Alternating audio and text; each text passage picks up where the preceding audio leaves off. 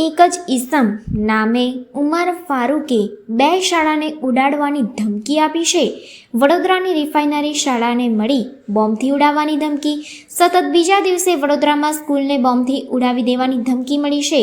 Refinery CBSE સ્કૂલને બોમ્બથી ઉડાવી દેવાની ધમકી મળી છે.